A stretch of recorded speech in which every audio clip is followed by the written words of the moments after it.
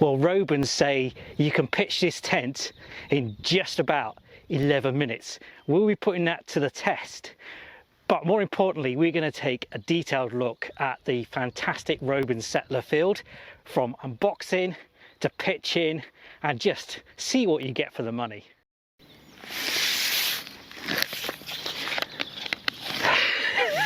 I can't get in it.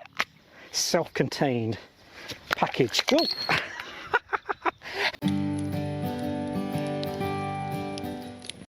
So we're here on a glorious day at By the Wood campsite, just outside Shrewsbury in Shropshire.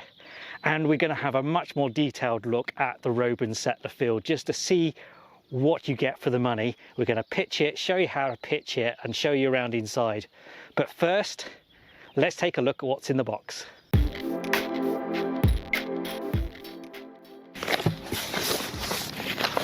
Okay, so let's unbox this, and not much inside the box except the big carry bag it comes in.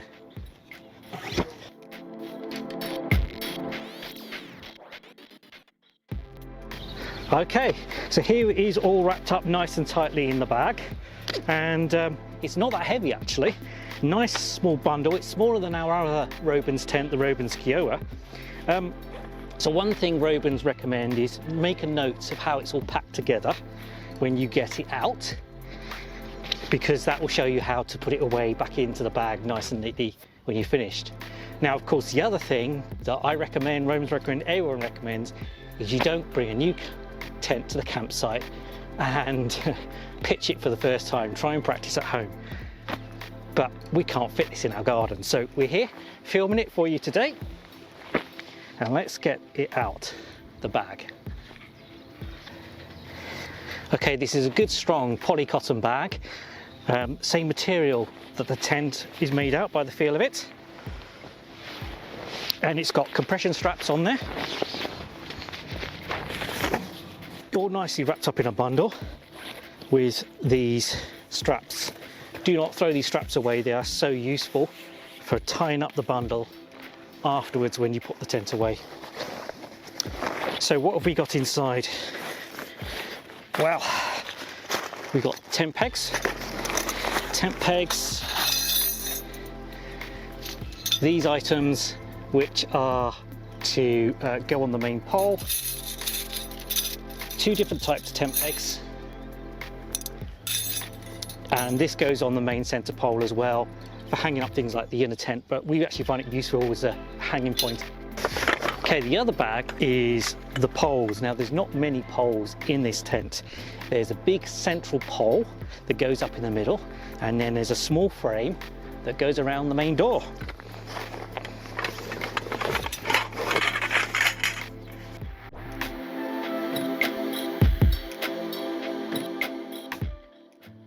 We're not quite ready to pitch just yet though. Have you ever been camping when it's been really wet and muddy and the ground is filthy, and then had to come and put your tent away and it's covered in mud? That is a real pain, and it's happened to us so many times. Well, the solution to that is to get one of these. It's a footprint, and the footprint for the Robens Settler Field is actually the one from the Robens Klondike, because they're the same size tents effectively. So we're going to pitch this footprint down first, which is going to lay out, position where we're going to lay out the tent, and then we pitch the tent on top of it. So inside the footprint bag, which is quite a decent bag actually, you've got pegs to peg the footprint down, and you've got the footprint itself, which again has got these handy little ties for when you put it away. And even though it is just a footprint, it still comes with these excellent Robens alloy tent pegs that are extremely lightweight. This here is the front door area for the tent, and it's got this Velcro seal, and that's because this tent can take a wood burning stove. And one of the things you can do with the Robens tent is actually unpeel some of the floor in the tent and the footprint back, so the wood burning stove doesn't melt the fabric. Alternatively, you can get a heat mat that goes down, and we've got one of those too. Now we're ready to pitch the tent. Robens say it's about 11 minutes to pitch this tent. Now, first time pitching a tent, you're unlikely to get it done that well.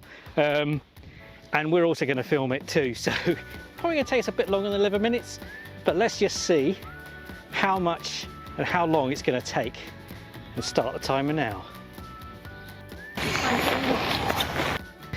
Okay, so the first bit in pitching this tent is to actually go around the bottom and take these straps and peg them all out so the base of the tent is nice and tight. Okay, so here is the main pole. Comes in this nice self-contained package. Whoa! Be very careful when you ping the ends off.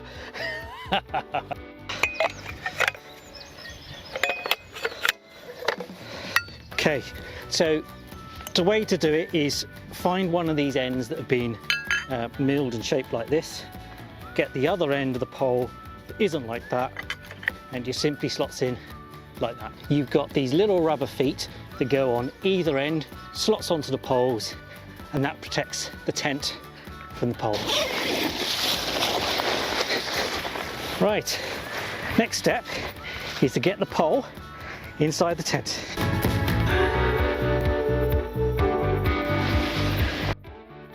The next to go up is this archway that goes around the porch.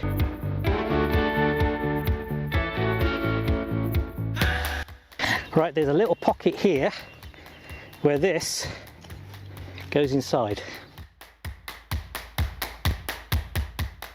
Next step is to peg out the guy lines, hold the tent nice and stable. Now on the guy lines here we've got a nice tent tidy system, which means you can wrap these guy lines up when you're finished and tie them into tent guy lines. Unfortunately, when it's been manufactured, they've gone and wrapped and tied all the guy lines up instead of using the little guy line tidy. So first time you pitch this, it's going to take a bit longer to untangle the guy lines the factory has tied up. But once that's done, you can then pitch with them. There's a tensioner on here as well, and just let me get rid of another factory knot out of this. There's a tensioner on here too. You can then, after pitching, you can go around and adjust the tension on the line, like so. So the line meant to look like this at the end.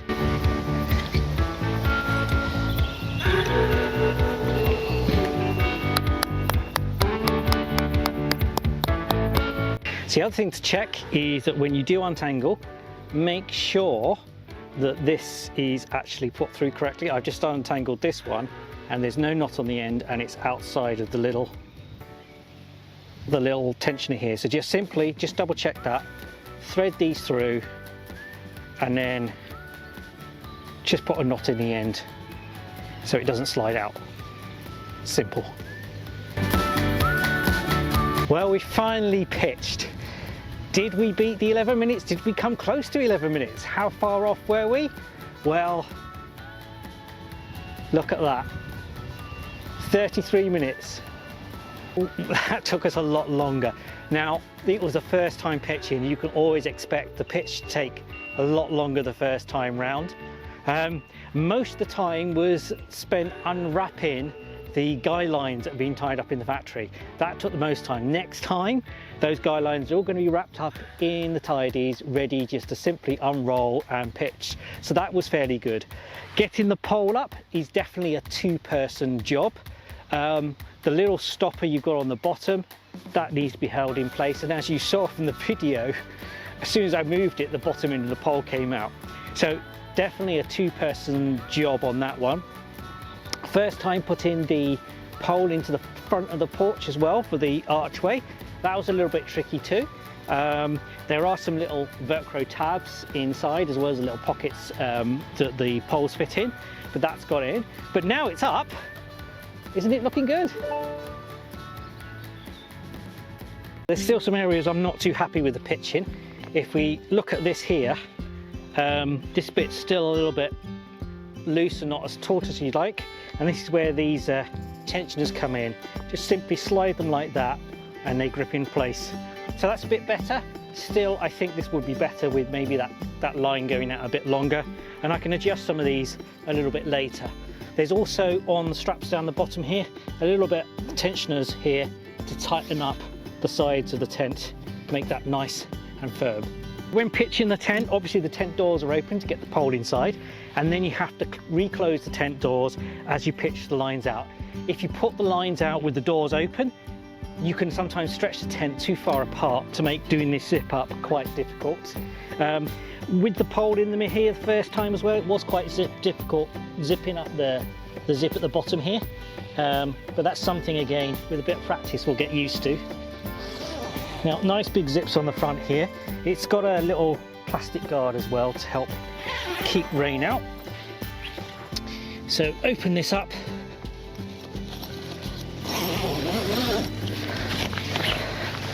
And then we can have a look inside. Next step is this carpet. This is a carpet. It comes complete, rolls itself up, complete with a little carry handle and little case like this. Makes it really handy for storing and transporting. And inside you have got this lovely fleecy carpet.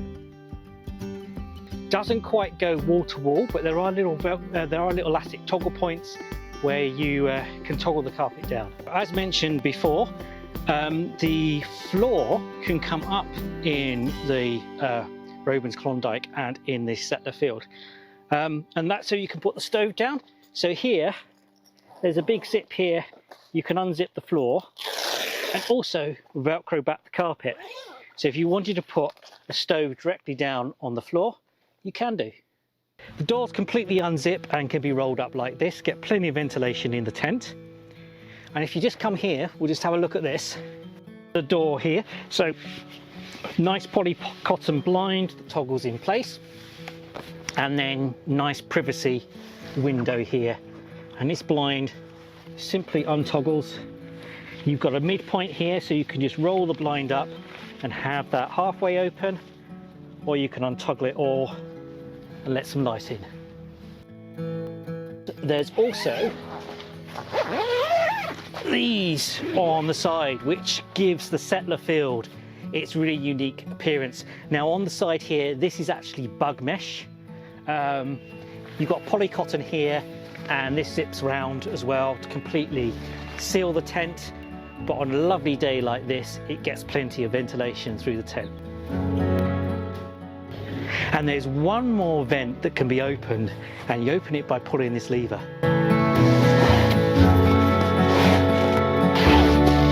And the top vents as well just really help on a warm day like this, get the airflow coming through and out the top. Also an essential feature when you have a wood burning stove, because this tent has a stove flue port where you can put the hot flue of a stove. And the other thing with this tent, you can actually unzip the ground sheet completely, which is useful if you needed to clean it separately, but also on a really hot day you can unzip it all the way around and get even more air flowing into the tent. The tent fabric here feels very much like canvas. It's a poly cotton mix, so it's a more modern material than a traditional canvas, but feels very much like it. The big difference over a polyester tent is that this material is breathable, also insulates a lot more, so it's quite a warm day outside. You do notice a bit cooler inside than out. It's also a bit quieter. You might have heard on the video there's some builders here by the campsite making a noise as their vehicles reverse, so we beep beep beep. It's a little bit quieter inside this tent, but it's a lovely feel to this material. Now what you should really do is weather in the polycotton material, and it's designed to actually get wet and then dry, get wet and dry.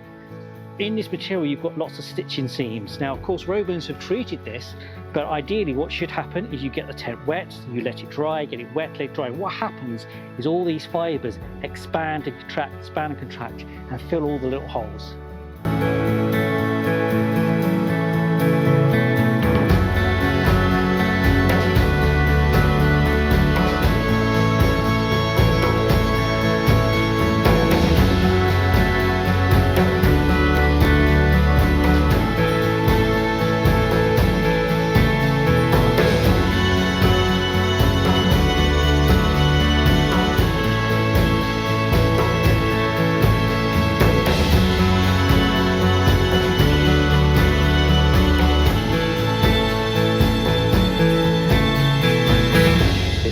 how did the tent do? Well, so far the tent has been very good.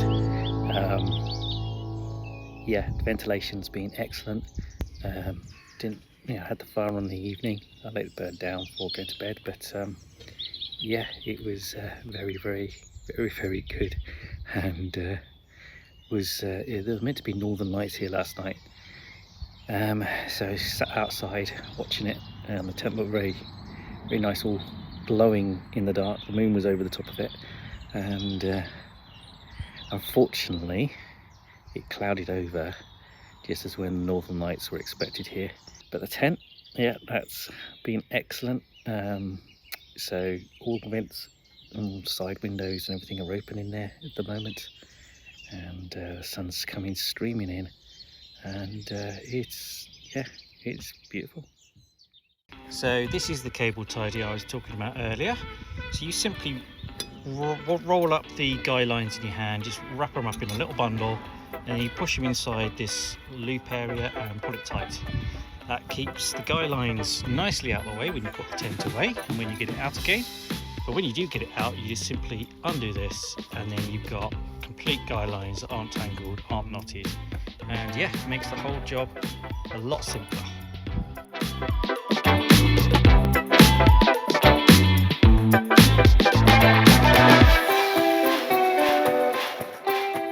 There you go. Those useful bit of cords bundled together while we get it in the bag.